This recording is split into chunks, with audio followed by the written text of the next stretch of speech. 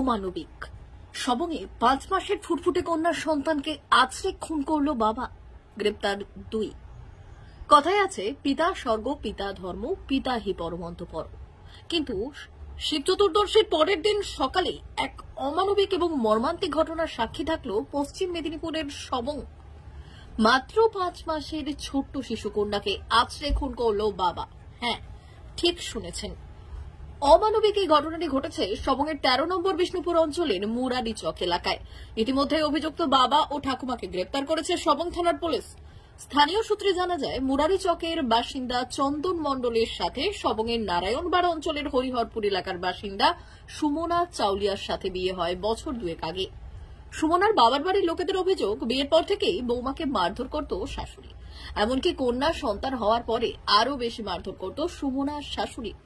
এই নিয়ে কয়েকবার গ্রামে আলোচনা করে সমস্যা সমাধানও হয়েছিল। অভিযোগ, শনিবার সকালে স্বামী ও স্ত্রীর মধ্যে মুড়ি খাওয়া নিয়ে প্রথমে বচসা শুরু হয়। সেই বচসা চলাকালীন শাশুড়ি বৌমাকে মারধর করে।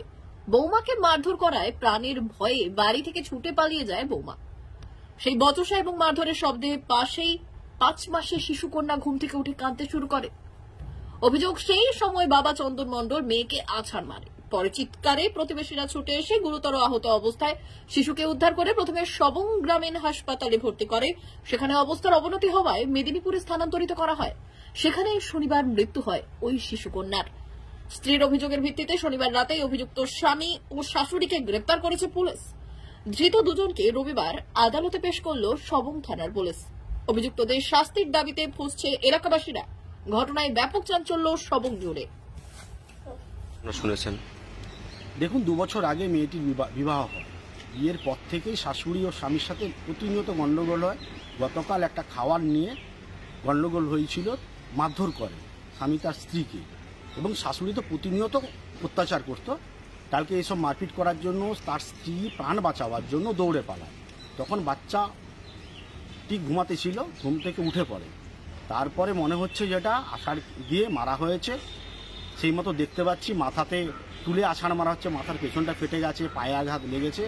যাই হোক, এরকম কঠোরভাবে যে হত্যা করা হয়েছে শিশুটাকে, আমি চাইব দৃষ্টান্তমূলক তার স্বামী এবং তার শাশুড়ি যেমন দৃষ্টান্তমূলক শাস্তি পায়।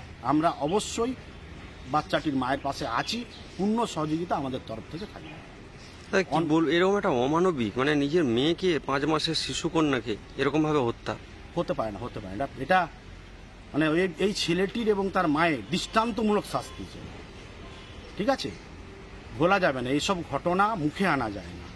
আমি চাই সমস্ত সবংবাসীকে জানাই, এরকম অত্যাচার যেমন আর কারো উপরে না হয়।